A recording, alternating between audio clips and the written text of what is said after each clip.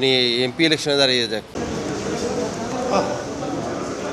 স্ত্রীর সন্তান হাজার মাইল দূরে, ঈদের আনন্দটা সতীর্থদের সাথে ভাগাভাগি করে নেয়া, বুকে টেনে হৃদয়ের মোলাকাত হামজা সাদ রহমতদের। সকাল সকাল টিম হোটেল থেকে দলবলে বের হলেন ফুটবলাররা।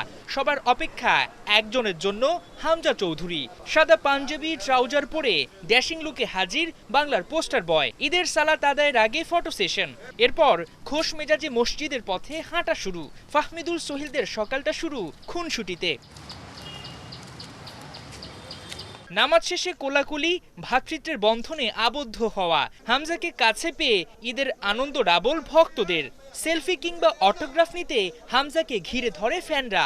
বরাবরের মতো বিনয়ী বাংলার ফুটবল নক্ষত্র, কাউকে করলেন না হতাশ। হোটেলে ফিরে সতীর্থদের সঙ্গে ছবি তোলা, কোলাকুলিতে সময়টাকে উপভোগ্য করে তোলার চেষ্টা ফুটবলারদের।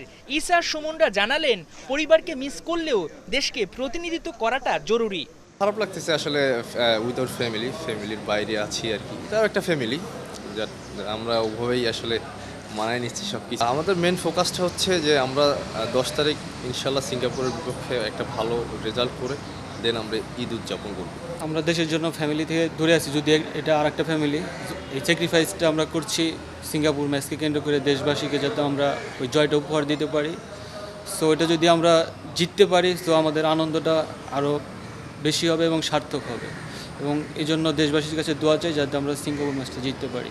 লাল সবুজদের টিম ম্যানেজার আমির খান জানালেন, ভিন্ন রকম ঈদ উদযাপন হামজার।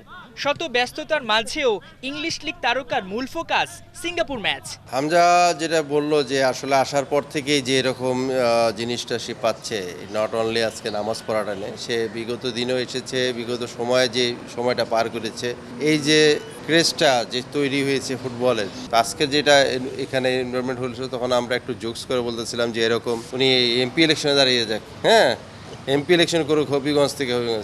আমি বললাম যে স্পোর্টসম্যান সে এখানে আসছে, হ্যাঁ আপনারা এখানে ওই হবিগঞ্জ এমপি ইলেকশন এগুলোকে বাদ দিয়ে আমাদের ফার্স্ট সিঙ্গাপুরের ম্যাচটা জিতার জন্য এখানে। তো হামজা বলছে ফার্স্ট উইন।